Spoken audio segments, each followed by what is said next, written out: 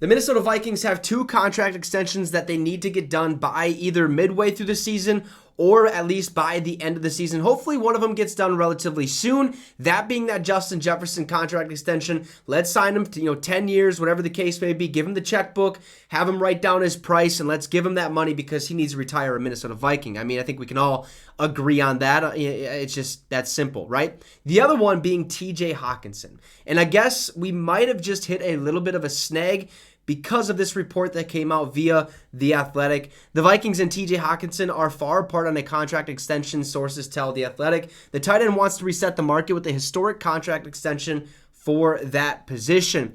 All right. We looked at the highest paid tight ends in the National Football League just moments before making this video.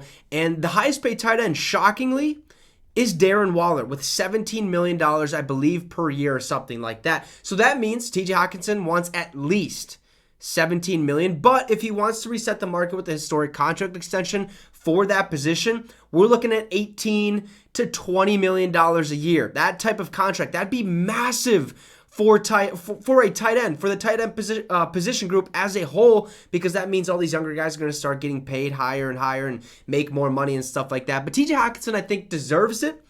I think if you pay him, you give him $18 million a year, how you doing, keep it moving, maybe a 3-year contract. I'm not really sure. I'm not a GM, so I wouldn't really know the ins and outs of it. But $18 million a year would be okay by me, okay, or at least okay with me. As long as we can find some wiggle room to pay Justin Jefferson first, I'd be a-okay with it. He's a top 3 tight end in the National Football League when he's healthy. Okay, last year comes into a new system. Takes him a little bit of time to get his feet under him and learn the playbook a little bit. He had over 500 receiving yards, 3 touchdowns in 10 games. Okay, I get it. Throughout his career, he really hasn't had many receiving yards. His best year, I believe, was in 2020 with the Detroit Lions, had over 700 yards receiving. But at the same time, he really didn't stay too healthy with Detroit.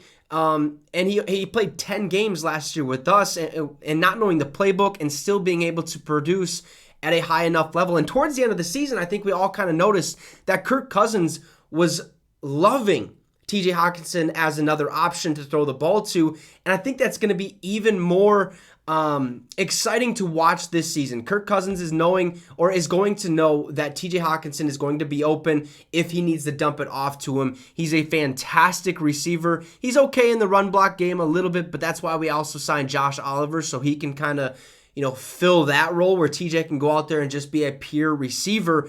And I say top 3 tight end in the league because obviously Travis Kelce is number 1, and I believe he's the 3rd highest paid tight end in the NFL. Then you got George Kittle maybe right under him, or you could say Mark Andrews, one of the two. Maybe Mark Andrews is a little bit better, and then I think TJ Hockenson is right there, either at the third best tight end or 4th best tight end. So I do believe he deserves a big or a massive contract extension. Now, historic one, I'm not really sure if he needs to reset the market, but that's what he's looking for. He's better than Darren Waller, at least in my opinion. We'll see what Darren Waller does with the New York Giants. We wish nothing but the best of luck over there to New York. And that was all sarcasm if you didn't understand that.